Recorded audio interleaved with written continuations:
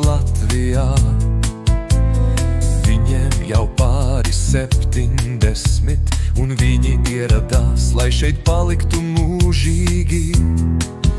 Viņi stāstīja, kā tālumā viņi klausījās Raimonda Paula dziesmas, spēlēja koklas, dejoja tautas dests. Viņi rīkoja nometnes un mācīja bērniem latviešu valodu.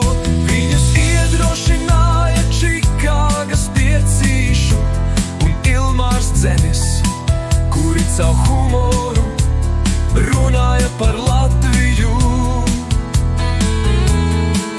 Trimdinieki šeit staigāja pa ielām, apmeklēja dzimtas mājas, klausījās cilvēkus un priecājās, ka beidzot ir Latvijā.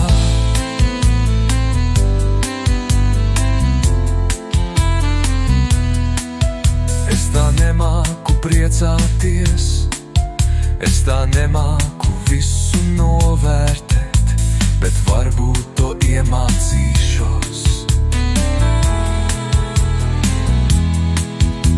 Es priecājos par liepām un eglēm, es priecājos par latviešiem apkārt, es pat priecājos